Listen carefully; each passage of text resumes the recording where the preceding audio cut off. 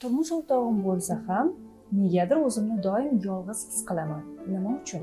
Hamma muammo shunda. Biz o'zimizni yolg'iz his qilgan paytimizgina janjal qilamiz. Hamma muammo shunda. Nima degani bu hamma muammo shunda? Yana bitta sababga olib kelyapti. Ayol kishi o'zini yolg'iz his qilsagina janjal ko'tarar emish. Mana shu faktga qani inkor keltiring ayollar. Siz hammangiz yolg'izlikni his qilganingizni to'polon qilasizmi?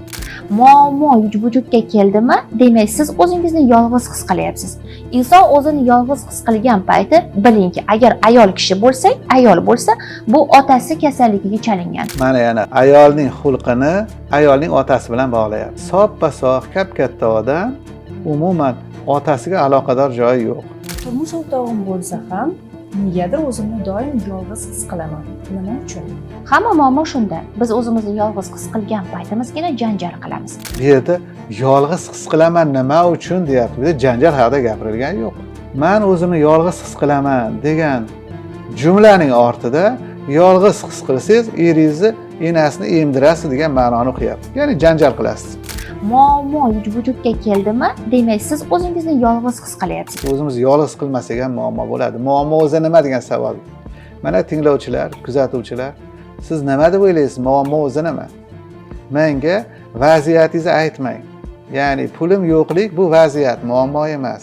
O'qishga kira olmaganim bu muammo emas. Bu o'qishga kira olmaganim fakti. Er-xotin urushib qoldik. Bu fakt, muammo emas. Xotinim gap qaytardi, bolam gap qaytardi qo'shtirnoq ichida. Bu fakt, bu muammo emas. Qani endi ayting, muammo o'zi nima? Bunga o'zingiz uchun o'zingiz javob bering. Inson o'zini yolg'iz his qilgan payti bilingki, agar ayol kishi bo'lsak, ayol bo'lsa, bu otasi kasalligiga chalingan. U otasidan ololmagan mehr, bolaligidagi travmalar orqali turmush o'rtog'idan olaman deb, ya'ni u muammo yaratadi. Eri psixopat bo'lsa-chi, eri qanday yakkama-xo'p bo'lsa-chi, eri ayol zotan qo'rqadigan bo'lsa-chi, bu ayolning yolg'iz his qilishi asosi bormi, yo'qmi? Men bu ayolning yolg'izligini erini xulqi bilan bog'lamoqchi emasman. Ayol gaplashmoqchi bo'lsa ham er bosh tortsa nima qila oladi? Erini muammosi ko'rinib turganda, qo'shto'nish aytyapman, ayol kishi o'zidan qidirish kerakmi? Qarsiki qo'ldan chiqadi-ku bu joyda. Gohida mutlaqlashtirishadi, gohida oddiy narsani murakkablashtirishadi. Er gaplashmasa, to'xta, Freyd aytmoqchi, o'zingni jinni hisoblashdan avval qara, jinnixonada emasmisan? Sen sog'i-yu atrofing jinlar emasmi degan savol bor. Siz o'zingizni yolg'iz his qilyapsizmi? Demak, sizni otangiz bilan muammoingiz bor.